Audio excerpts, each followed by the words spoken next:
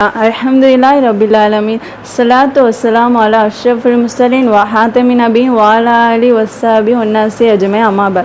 Faqad qala Allahu ta'ala fil Qur'anil Karim wal Furqanil Majid. Innallaha wa malaikatahu yusalluna 'alan nabi ya ayyuhalladhina amanu yusallu 'alaihi wa sallimu taslima.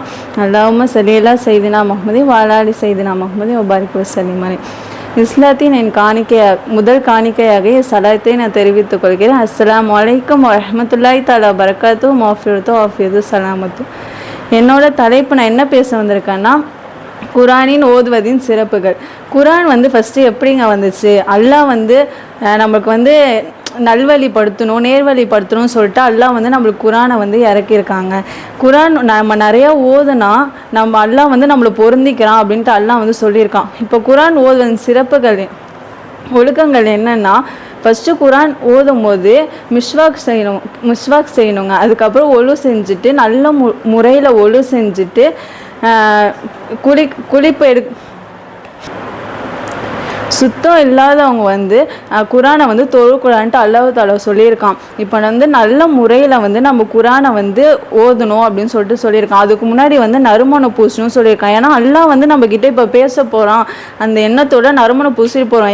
யாரோ பார்க்குறதுக்கெலாம் நம்ம நறுமணம் பூசிட்டு அதை வச்சுட்டு இதை வச்சுட்டுலாம் போகிறோம்ல, அல்லாஹ் இது நம்மக்கிட்ட பேசுகிறான் அப்படின்னு சொல்லிட்டு நம்ம எண்ணத்தோட நறுமணம் பூசிட்டு போகணுங்க. ஃபஸ்ட்டு போனோடனே கிப்லாவை முன்னோக்கி உட்காரணும்.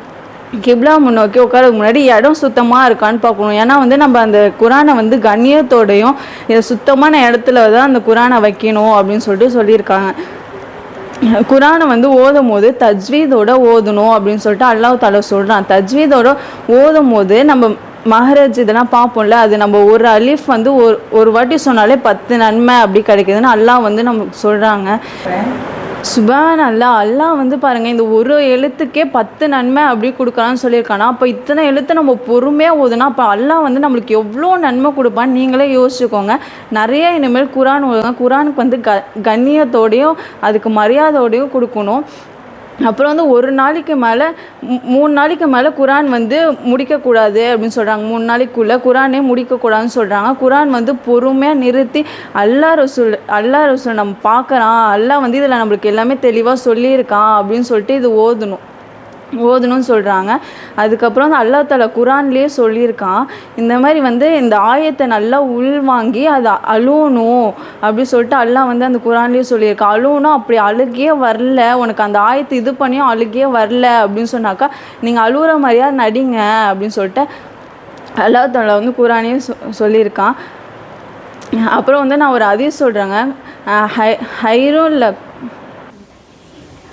ஜெயினுல் குரான பி அஸ்வாத்திக்கும் அப்படின்னு சொல்லிட்டு ஹதீஸ் ரசூலுல்லாஹ் சொல்லியிருக்காங்க. அப்படின்னா என்னன்னா, உங்கள் குரல் மூலம் குரானை அலங்காரப்படுத்துங்கள் சொல்கிறான். இப்போ நம்ம ஓதும் போது நம்ம கேட்டால் தானே அதுக்கு ஆர்வம் வரும்.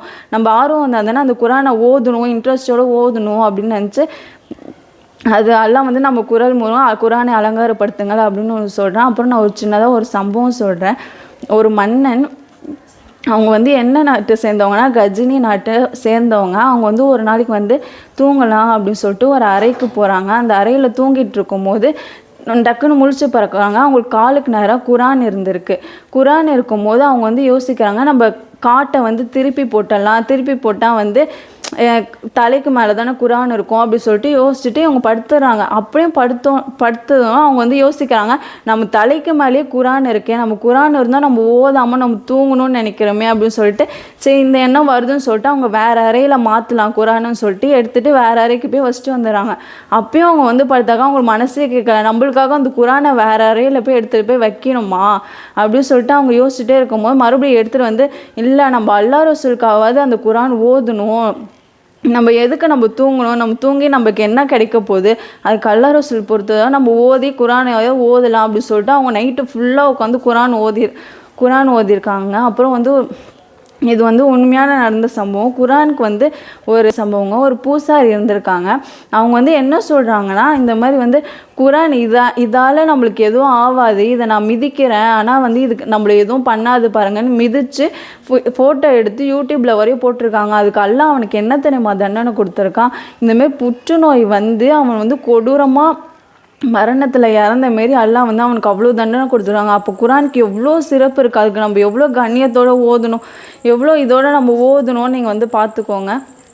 ஹைருக்கும் மன் தல்லமல் குரான வல்லமகும். இது வந்து என்ன அர்த்தம்னா, குரானை வந்து தானும் கற்று பிறருக்கும் கற்றுக் கொடுக்கணும் வந்து ரசூல்லா வந்து சொல்கிறாங்க. எனவே குரானை தானும் கற்று பிறருக்கும் கற்றுக் கொடுக்க பாக்கியத்தை அல்லாஹ் உங்களுக்கும் எனக்கும் தந்தருவானாக. ஆமீன். அஸ்ஸலாமு அலைக்கும் வரஹ்மத்துல்லாஹி தஆலா பரகாத்துஹு. மாஃபியத்து சலாம்.